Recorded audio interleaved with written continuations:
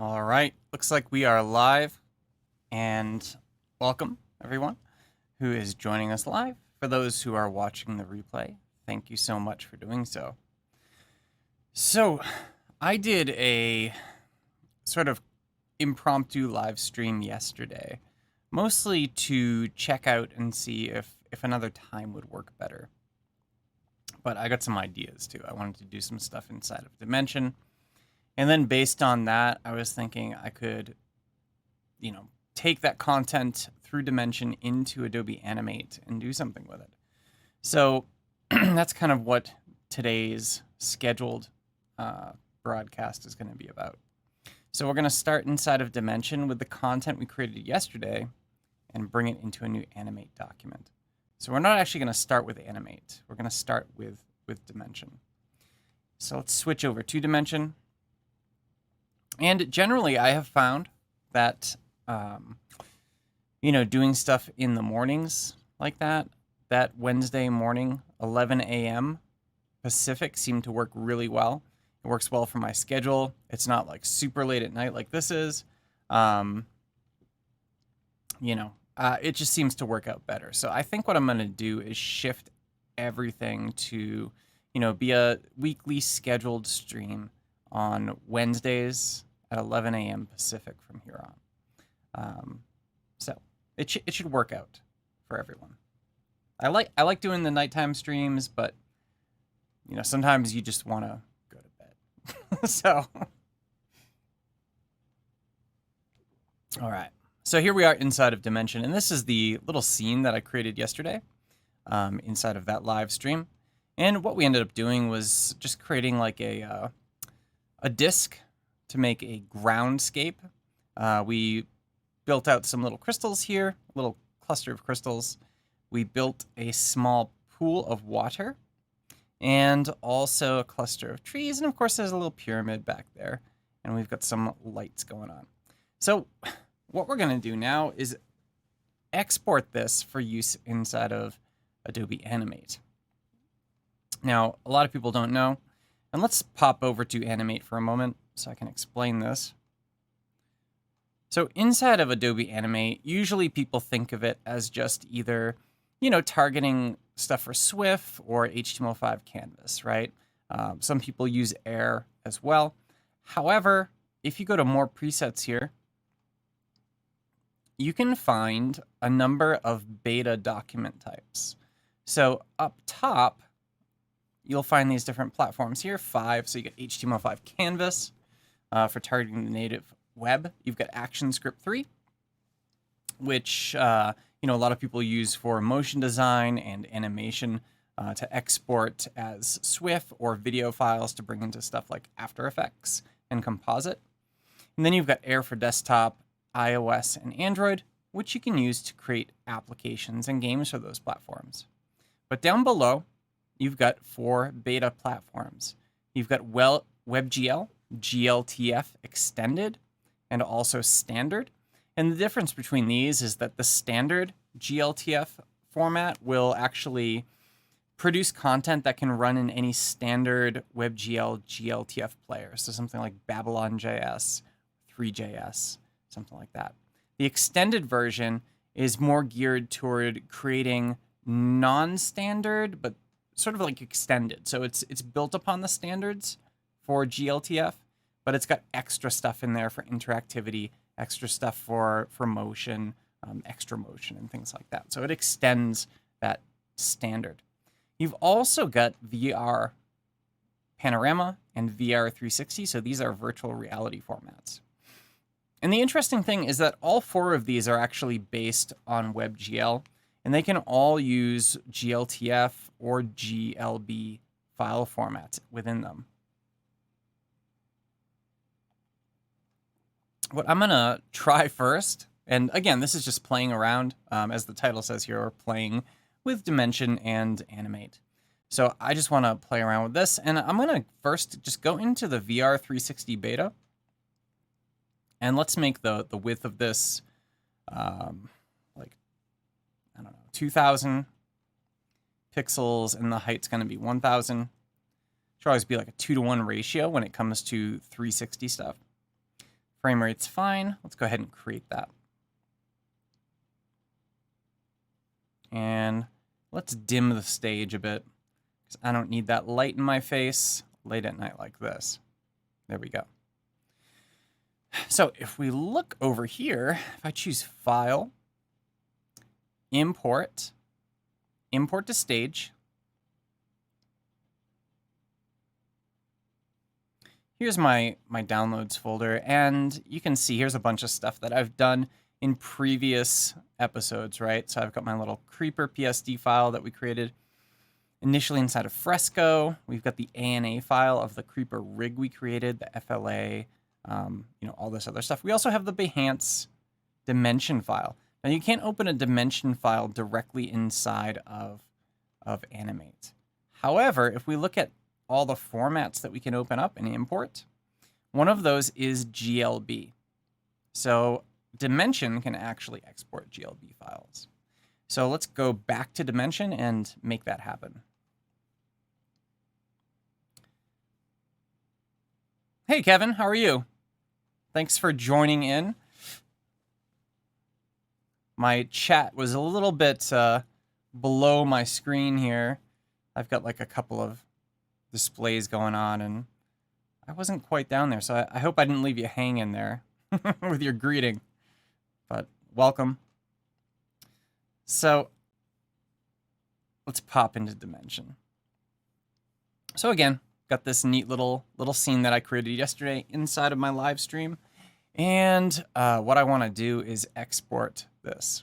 And there's a couple of different ways you can do that. You can export each one of these as an individual model, an individual GLB file, right? And then you can reassemble that stuff. But you could also export the whole scene as a GLB file. So if I choose File, Export, I can export my scene. You can see here's selected. So if I selected them all, I could export them individually as well. So I'm going to choose Export Scene here. And notice I got a couple different choices. So GLTF is actually the format that you can also publish with Adobe Animate in some of these beta document types. However, we want to use actually GLB right here. And it mentions that GLB is a compressed format optimized for speed and runtime use. So you can also do OBJ, but Animate doesn't support that. So we're going to go with GLB. And then we can figure out where it should go. I'm going to put it not on my desktop, but in my downloads.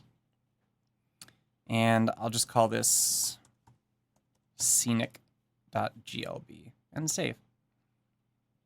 Let's export that. And it does it pretty quick, you know. It goes and exports all this stuff with the materials and, the different settings that we placed on there. And at that point, if I pop this open, we can see there's my GLB file right there. So I'm going to close out Dimension because we actually don't need it anymore. So see you later, Dimension. We'll see you some other day because I do like to play in Dimension.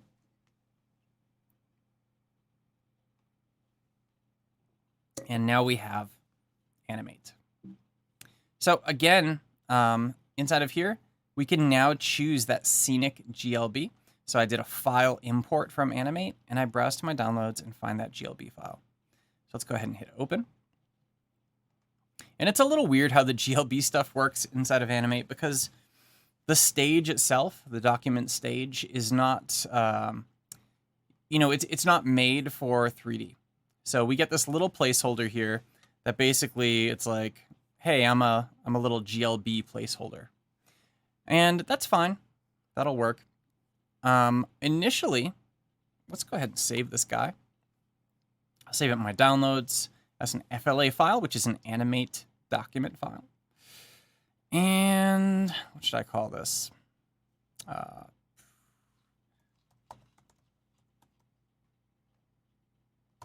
Pyramid. Oops. Pyramid. There we go. All right, so it's saved. So what we can do is go ahead and hit the little test movie button up here. And it's going to export that WebGL for us.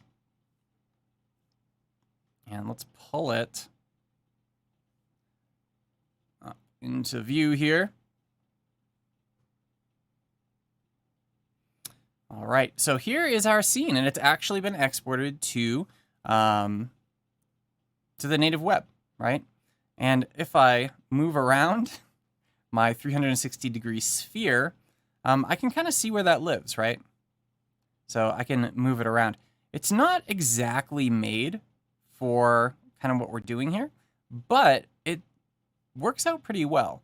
You can't like go around it or anything, because it's actually, if you think about like a sphere, right? So a 360-degree sphere, like we're inside in the middle of the sphere, and as we turn with the mouse, we're just turning and looking at different things in all directions. But it's pretty cool that we can import this stuff and actually see it in here. Something else we could always do, and let's pop Animate back open, is we could take two approaches to dealing with this content, right? So one of those approaches is we could go through and insert a keyframe right here. And let's go ahead and increase the scale of this. So right now, it's like that. Let's increase that scale. And I'm going to go ahead and just create a classic tween on there from one keyframe to another. It's going to scale that object for us. So we can see it's scaling the placeholder right now. But if I go ahead and do a test movie on this, it should animate. Always takes a, yeah, there we go. So that's pretty cool, right? And take note here too that like every time we publish from Animate like this, it spins up a little local web server. And the reason it does this is because we're using the canvas element here to render our WebGL content. And any web browsers have all these modern things around security protocols where they block interaction with graphics that are rendered within a canvas element as a mixed media type thing. It's a pain, but this is one way to get around it, is with a local web server.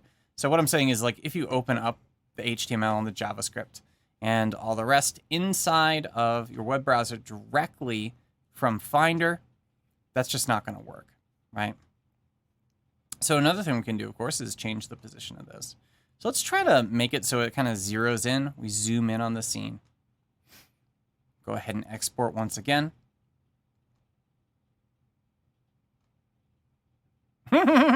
So it's not exactly what we're looking for here, but it's kind of interesting, right? So apologies if this is making anybody sick. It's giving me a little strangeness in the head here. So yeah, maybe what we can do is just kind of move that up a little bit. So there's all sorts of stuff you can do inside of the timeline with this content.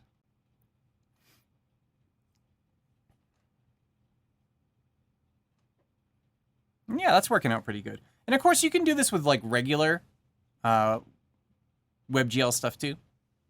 You don't have to use the VR stuff, but with the VR, you can have that additional ability to kind of like look around, right? So I remember, you know, doing some of this 3D type stuff in here. Back in Flash days, we used to have a couple of different 3D engines that people would use. And you could do some pretty cool 3D stuff inside of the Flash player using Swifts. And, you know, hopefully the WebGL stuff will get to that point. I mean, it's native, right? It's native to that format. So it's not like it's something you have to build on top of it. It's already there. So that's kind of cool. Let's take it a step further, though. I'm going to remove all these frames, and I want to actually write a little bit of code to hook this stuff all up. I want to zoom in with code. Let's recenter this, and maybe we'll scale it. I don't want to scale it up here. I want to scale it with code. So I'm going to go into my actions layer here, which is where my code is going to live. And let's go ahead and open up our actions panel. So if I go Window, Actions,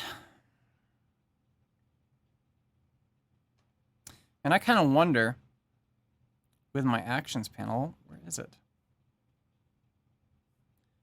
I wonder if it popped up below here in a different window. Nope, not seeing it there.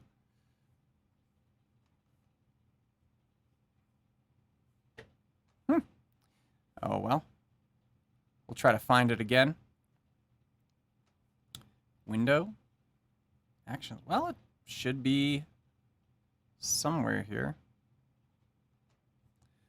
So sometimes when you lose what you're looking for, you just need to reset your workspace. And let's try to open up our actions panel again.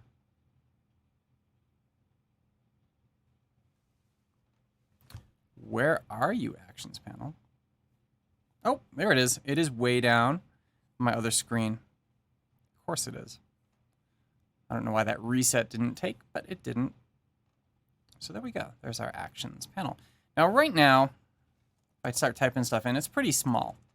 So let's tweak that a little bit. I'm going to go to Animate Preferences, and I'm going to edit my preferences. And I'm going to edit my code editor preferences. Let's make that a bit larger. I'm going to make this about 16, so it's more suitable for broadcast. There we go. It's bigger now. So one of the neat things about all these new formats, HTML5 Canvas, any of the WebGL or VR formats, is that you've got this little actions wizard. And this lets you actually build out some kind of common actions, common programming snippets that you might want to use. So if I choose add using wizard here, it takes me into the actions wizard. And I want to do stuff with the camera, so I'm going to type in camera here to filter it by camera stuff. So one thing I want to do is, let's see, get the camera position. I can also get rotation. Yeah, so you can see I've got get and set camera position. Let's go ahead and get camera position. Next. I'm going to say, I don't know, with this, well, on enter frame. So this will grab the camera position every time the playhead enters the frame, right? And if it's a one frame thing, it'll just keep repeating over and over because it's stuck in that same frame. So you can see here we've got camera position as a variable, and the WebGL stuff, it uses its own kind of runtime and its own library that Adobe created for it. You'll always see it prepended with AN for animate WebGL. So we get the virtual camera, get position. So this is going to grab the position for us. X, Y, and Z. So now that I've got that position, I can actually set it somewhere. So let's go ahead and copy this variable so I can use it elsewhere. Copy. And now I'm going to add using wizard again. And I'm going to want to, let's filter by camera once again. I'm going to say set camera because I know that's what it's called. Well, I guess it's not called that. Let's look for camera again. So we got get camera. Oh, I'm using all one word, which it's not made by that. So set camera position. And you can see we can set X, Y, and Z. And I'm just going to say with this frame, finish and add, because what I'm going to do is actually kind of change this. So right now, camera position is set to this. We don't need that. We're going to get rid of it.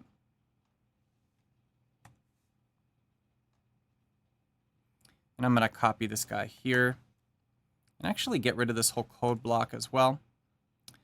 So here's where we get our camera position within the enter frame. So once we have it, we can set it.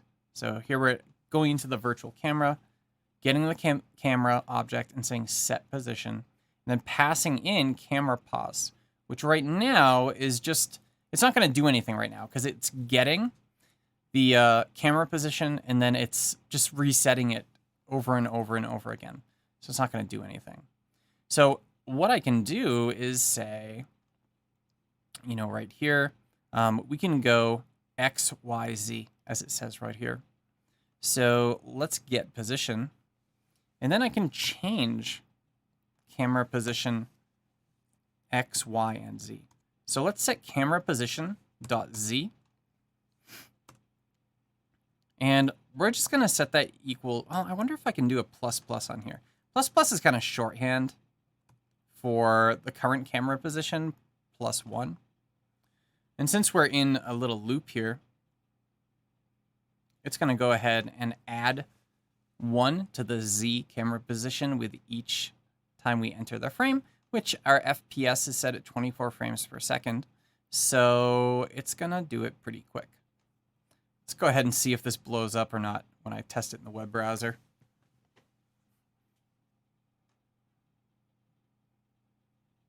And it looks like it blew up. So I'm guessing it probably can't do the plus plus. And like, I don't do development anymore.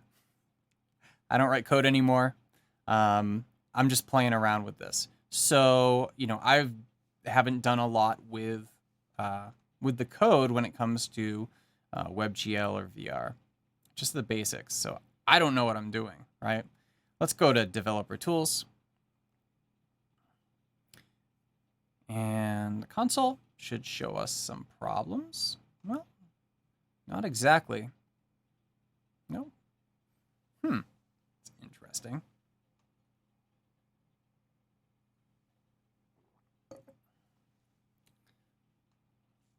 That guy's still going.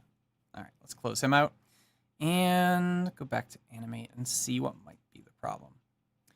So nothing is happening, and we don't get an error. So let's set the Z position equal to, gosh, I don't know. Let's actually spit out the Z position, first of all. So we can do a console.log. And then we can pass in cam position Z, and that's going to spit it out in our console. Let's set this equal to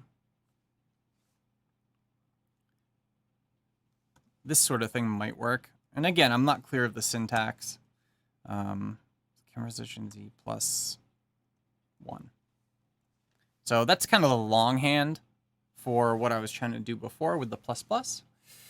But I'm not up with the codes anymore, so who knows if it'll work.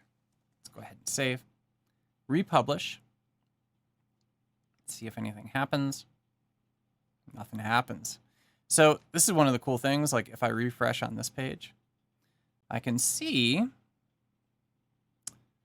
Eek.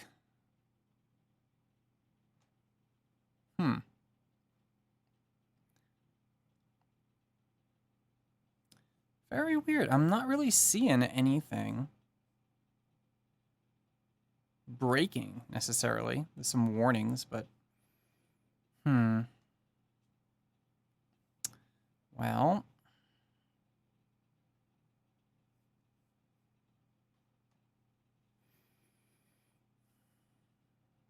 so this should execute on every frame. I wonder if perhaps with this file format, you might actually need all these frames to actually be filled, or more than one frame rather. So I'm still kind of stuck in the Flash days, right? Where that sort of thing would work. And it's a possibility that inside of this particular document type, it doesn't work. Let's remove that classic tween. See what happens when we go and run it with an extra frame. There we go. Check it out. So I'm not that shabby at this, right? There we are. It's floating off into space, which is fun. I kind of wanted to go the opposite direction. So what I'm probably going to have to do is go -1 instead of +1. So this is how we do this sort of problem solving, right? This is how I always used to, and I think to some extent this is how everybody writes code, right? So you just kind of keep changing things and testing and changing and testing and looking at your console and seeing what's wrong. So let's see if this works. Oh, hey. Very cool. We're seeing the underneath of it that time as it floats off into space. So, yeah, it is cool, Kevin. It's cool. I'm entertained. I have no idea what the hell I'm doing though, which, you know, is entertaining in its own right. I didn't have too much of a plan coming in here, except I knew from yesterday I wanted to bring this stuff into Animate and just kind of play with it a little bit. So I'm changing the Z position here. I could also change the X and the Y position. I wonder why, though. It's... Maybe I just don't understand how the Z positioning is working here. You know what? So I'm grabbing the initial Z position. So here we go. It's always smart to look and see what's coming out in your console, as I mentioned. There we go. So it's going really fast, negative. Again, we're going 24 frames per second, so it is going, you know, it's executing 24 times every single second.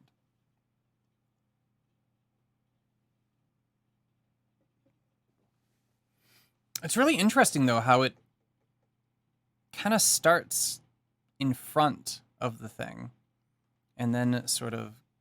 It's weird. It's like the camera is passing through, like... It's very odd. I don't know, Kevin, do you know anything about 3D? Because I'm not sure that I do. I'm not sure at all that I know what's going on here. I would imagine... Oh, so I wanted to see what the... I didn't even look at the thing I wanted to look at there. I wanted to see what the initial piece was. And let's... I know there's some way to pause the console, but I'm just going to scroll up here. Oh, so it's 0.1. And then it just starts going negative. So that would explain... Maybe we just need smaller increments.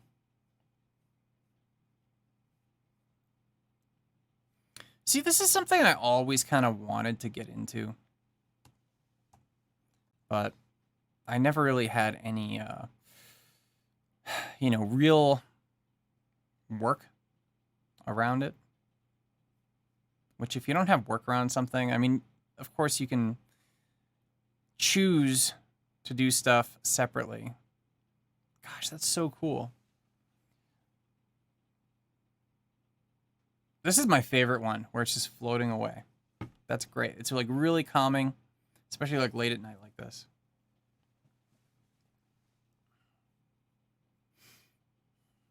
And see, there's a few people watching right now, so welcome everyone to this whatever it is here.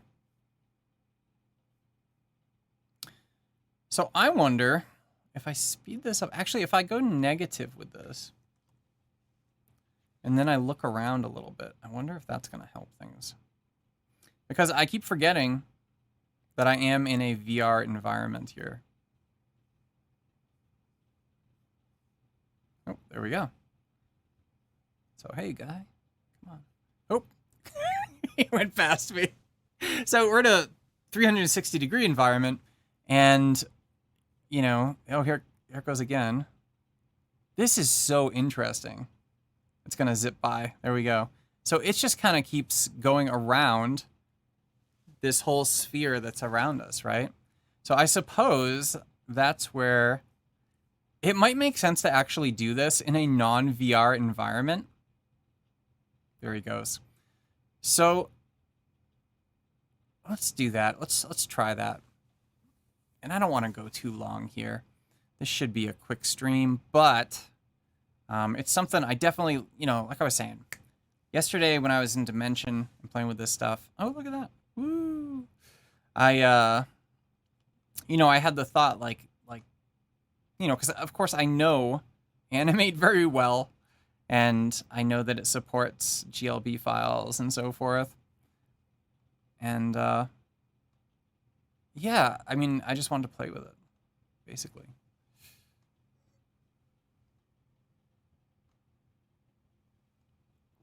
And that's what we're doing. So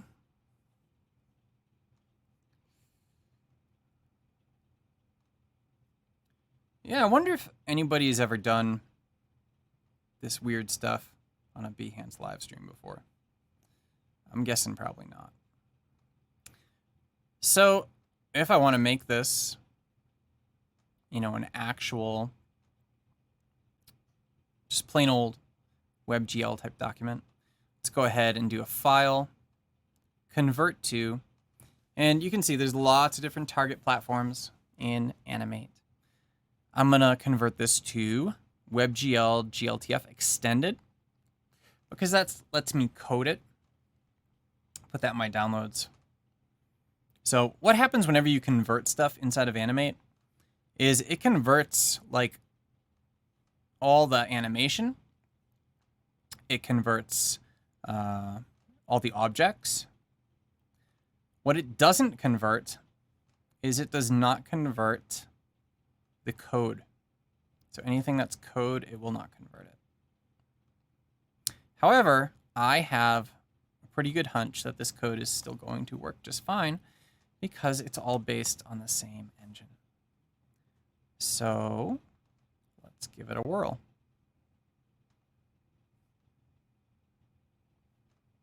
Cool.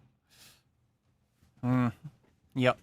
So now that we don't have that pesky 3D space messing with us here, we're just hitting it straight on, so you can't even see the disk really. That is pretty cool. You can see the disk. It's a tiny thin line right there. You can see the crystals, the little pond. I'm going to go by the pyramid here.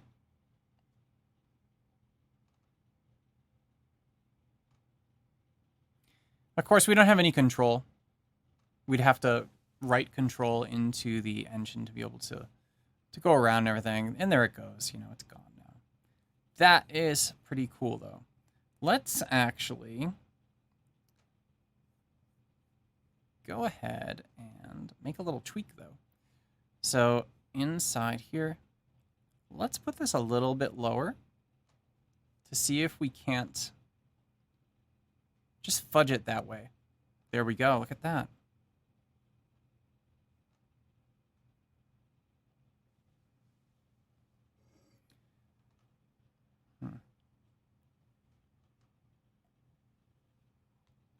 Now, what I'd really like to do is figure out the correct positioning so that we are kind of right on target with this guy.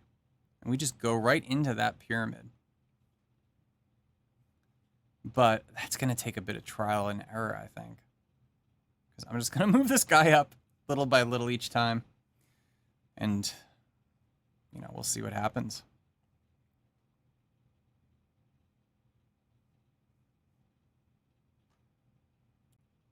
So this movement that you're seeing here is just my touchpad on my MacBook. It's nothing to do with the actual content.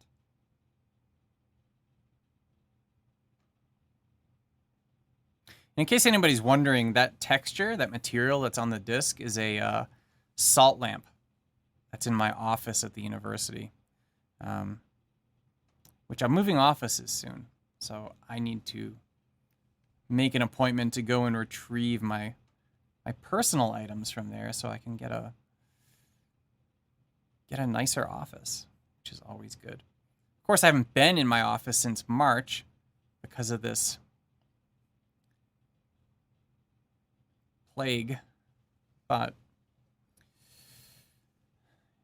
there's protocols in place, right, to visit.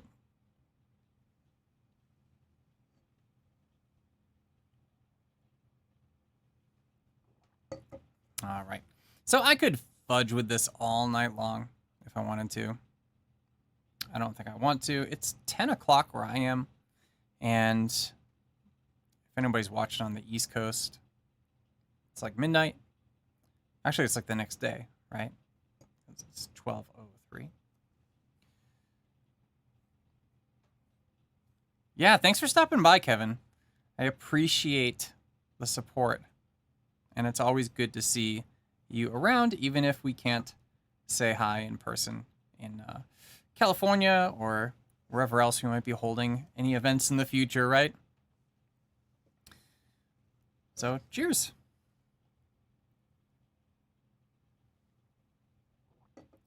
I'm also almost out of absinthe here, so that's also a good cue that things are probably winding down. See, this part of the thing is just like over and over again, you just keep testing and testing. And I'm not sure why that opened in a different window, but it did, so we'll roll with it. Gosh, I might be on target with this one. Look at that. We're heading straight for those crystals. Oh, yeah, look at that. Oh, nice. This is perfect. It's exactly what... Nice. Will you look at that? So again, this is Adobe Animate, right? And this is just one of the beta formats that are in there. It can pull in GLB files from Adobe Dimension or really anything else. And you can do cool stuff like this. You could also make it interactive.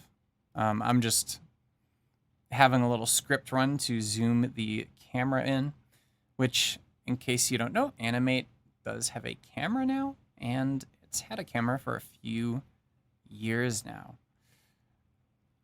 Look at that. That is great. This is exactly what I wanted to have happen. Look at that. Perfect. Let's try to go for those trees right there. Nope, gonna go right by the trees.